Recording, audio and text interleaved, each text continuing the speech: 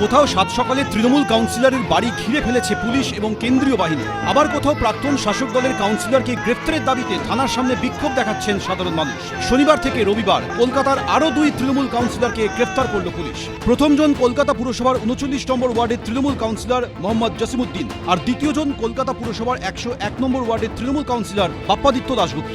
এ নিয়ে এখনো পর্যন্ত কলকাতা পুরসভার 7 জন তৃণমূল কাউন্সিলরকে গ্রেফতার করল পুলিশ। 2023 সালে এক নাবালিকাকে নির্যাতনের মামলায় অভিযুক্ত হিসেবে নাম ছিল মোহাম্মদ জসিমউদ্দিনের।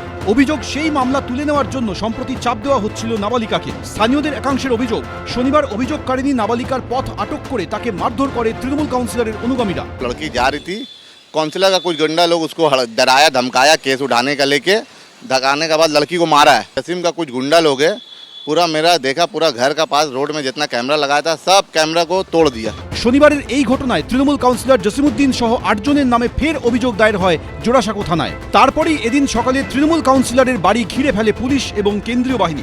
এই তার বাড়ি, সুবিশাল বাড়ি, বাড়ির ওপরে সুইমিং পুল রয়েছে। এই বাড়িতেই আজকে এই মুহূর্তে জোড়াসাঁকো থানার তল্লাশি চলছে। বারবার বলার পরও দরজা না খোলায় শেষমেশ চাবিওয়ালা ডেকে নকল চাবি বানাতে হয় পুলিশকে। এরপর এই মুহূর্তে এলাকায় উত্তপ্ত পরিস্থিতি তৈরি হয়েছে।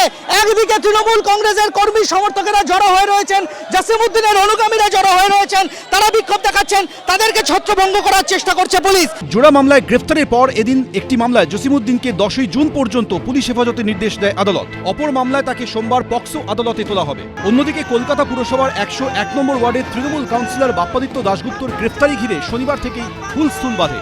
কখনো তিনি কার্যত দৌড়ে বাঁচার চেষ্টা করেন, কখনো তাকে লক্ষ্য করে ছোড়া হয় পর পর ডিম, ওঠে চোর চোর স্লোগান।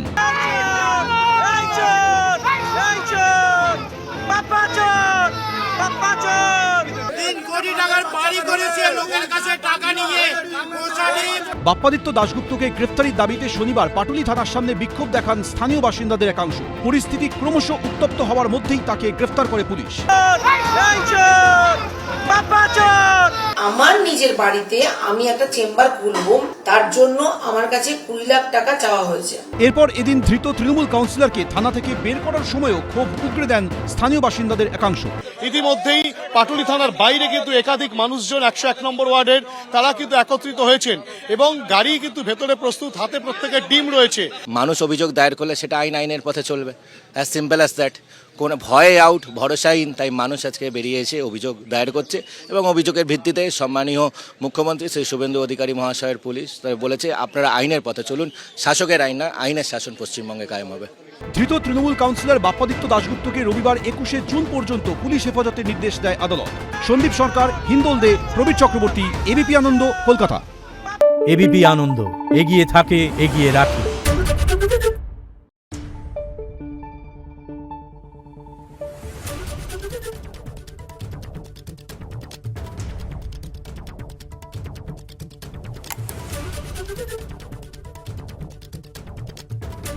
Thank you.